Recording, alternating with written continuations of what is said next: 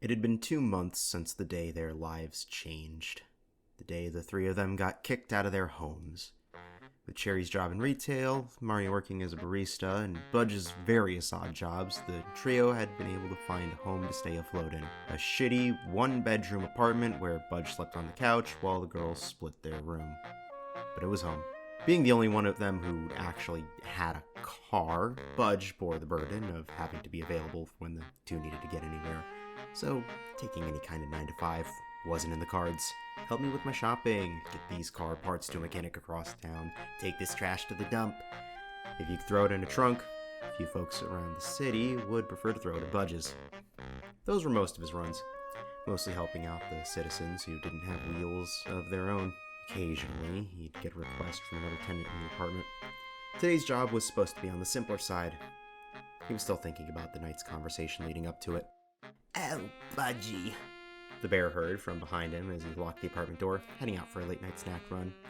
The voice belonged to an older lady who lived alone on the same floor as the trio. Miss Rolla, a sweet armadillo lady who just barely stood at 4'8", dwarfed by the 6'2" bear. "Oh, thank goodness I caught you. Do you have any deliveries you've got to do tomorrow?" The grizzly bear shoved his keys into his pocket as he turned to meet the old woman's gaze, crouching down so she wouldn't have to tilt her head up so high. "Oh, hi, Mrs. Rolla. I don't think so. Let me check." Budge pulled out his phone to check his calendar. "See, my grandson, Timmy. He ordered this large package a while ago, and it finally showed up. Now, I'd love to bring it to him, but I don't move quite like I used to." The elder chuckled, stepping to the side to reveal that the box was still beside the door to her apartment, a foot wide and twice as tall. "He said he's working on a project at home and won't be able to pick it up. I figured I'd ask you to give me a hand or two and just drop it off at his building. It's only a few blocks down, so it shouldn't be much of a hassle with your big arms. Would $40 cover it? I know I'm asking about it pretty late." The grandma had a warmth to her smile.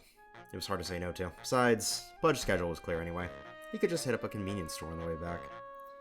"You know what? Call me at a perfect time."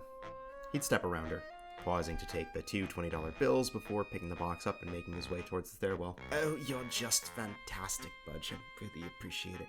Let your sister and your friend know I said hi when you get back." It was some kind of scale model anime figurine based on the packaging. The proportions, the heft. Budge wouldn't be surprised if under all that cardboard and tape he was holding a few $100 worth of merchandise. With the amount of space the three of them shared, Budge couldn't see himself ever owning something like this. Lord knows he's barely able to contain his miscellaneous crap to the top of the small drawers he throws his extra outfits in. It wasn't even a scene he was really in. He'd heard of this one wrapping up its first season, some Titan show. He didn't look too much into it in case he wanted to watch it later.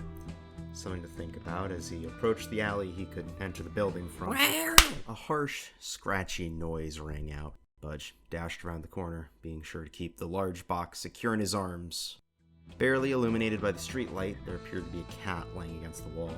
It had clearly been getting roughed up throughout the night. It was readily obvious to the bear that the thug standing further down the alley had been chasing it down. The courier's eyes went wide. He'd known about the local reports of strays winding up dead or within an inch of their life around the city from time to time, but he didn't think he'd catch a culprit in the act. The grizzly approached, his shadow beginning to fill the remaining light of the alley, an act which got the man to take his focus off the battered feline. "Hey, buddy, taking a nice evening stroll on a Thursday night?" the man asked nonchalantly, as if his four-legged victim weren't even there. He stood confidently in the face of the bear, despite being dwarfed by about 9 inches. "Cut the crap, dude. What the hell were you doing to that cat?" The bear furrowed his brow, setting the package off to the side on some elevated pavement. "Pretty messed up to do that to a poor defenseless animal." "Oh, defenseless?" "Defenseless," the man repeated, gesturing to the cat from where he stood, or holding up the back of his hand, revealing a small gash.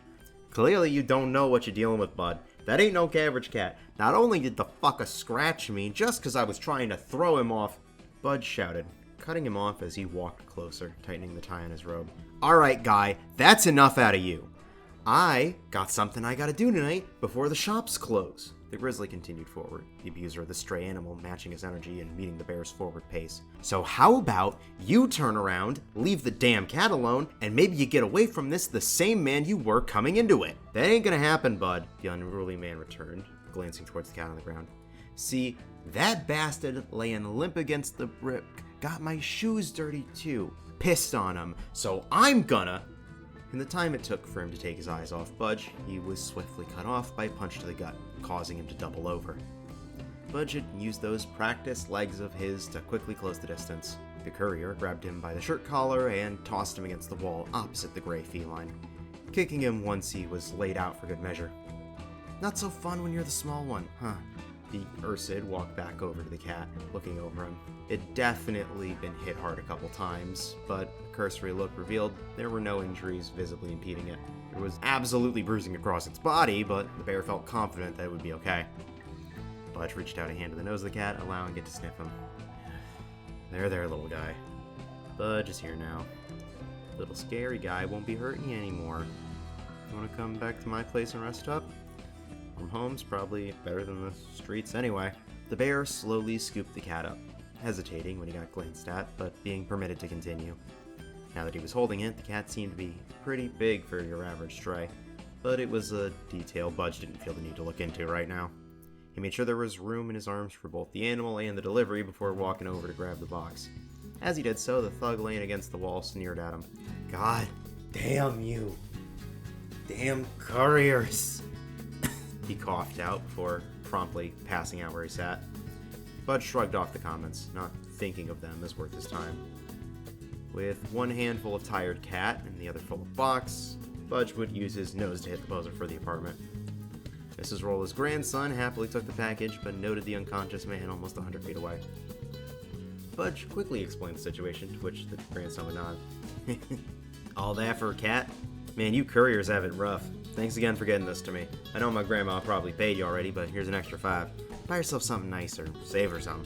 The bear would simply nod back, accepting the money in return for the package. Budge left the apartment complex with the cat, heading off to one of the local bodegas that had cats running around anyway. Running off schedules, he was crossing his fingers that he had enough street cred to come in this close to closing and buy what he needed to. Maybe Cherry could help him figure out what to do with the cat. She'd probably be happy about it, but he'd have to get her and Marty some extra snacks for taking so long regardless. So much for a rainy day fund.